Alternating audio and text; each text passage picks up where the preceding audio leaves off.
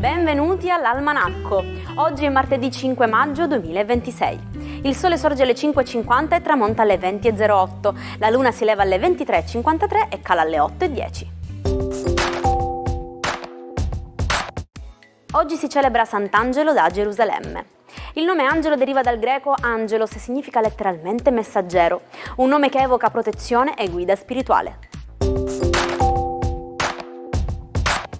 Ogni anno il 5 maggio l'OMS promuove la giornata mondiale dell'igiene delle mani. Sembra un gesto banale, ma lavarsi le mani correttamente nei momenti giusti è la misura più efficace e meno costosa per prevenire le infezioni e salvare milioni di vite, specialmente negli ospedali e nei luoghi di cura. Carlos Alcaraz compie oggi 23 anni. Il ragazzo prodigio di Murcia è già una leggenda, il più giovane numero 1 nella storia del tennis maschile, vincitore di slam e simbolo del cambio generazionale. Un atleta che unisce potenza fisica e una maturità tattica impressionante per la sua età. Adele festeggia oggi 38 anni, una delle voci più iconiche del nuovo millennio, capace di vendere oltre 120 milioni di dischi. Da Hometown Glory ai trionfi di 21 e 30, Adele ha collezionato Oscar, Grammy e l'onorificenza del membro dell'Ordine dell'Imperio Britannico, rimanendo una delle artiste più sincere e amate del panorama soul pop globale. Enzo Miccio celebra oggi i suoi 55 anni. Il re del bon ton e dei matrimoni, stilista e conduttore televisivo, ha ridefinito il concetto di eleganza in Italia attraverso programmi cult come Wedding Planners e Ma come ti vesti? Ei fu, siccome immobile. Il 5 maggio 1821 moriva a Longwood, sull'isola di Sant'Elena, Napoleone Bonaparte. L'uomo che aveva ridisegnato i confini d'Europa e scosso le monarchie mondiali si spegneva in esilio nell'Oceano Atlantico. La notizia ispirò Alessandro Manzoni a scrivere in pochissimi giorni una delle odi più famose della letteratura italiana, il 5 maggio. Dove si trova la pala eolica più alta del mondo?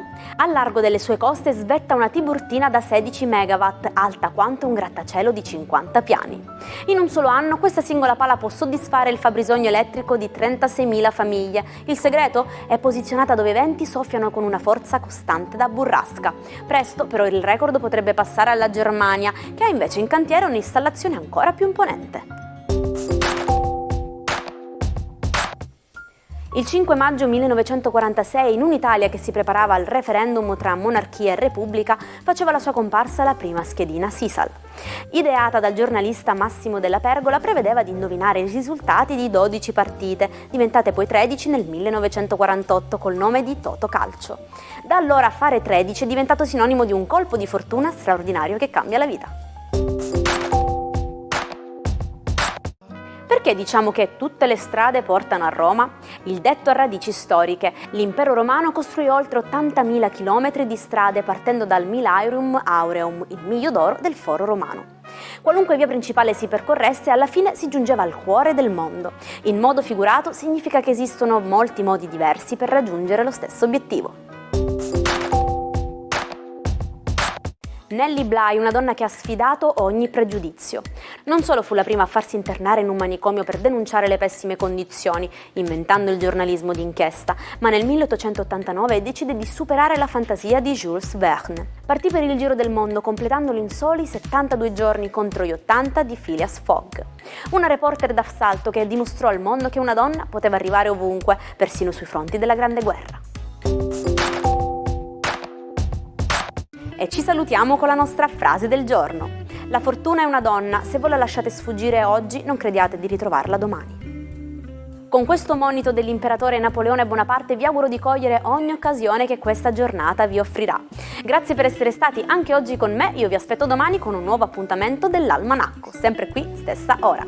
Buona giornata dalla vostra Jaira.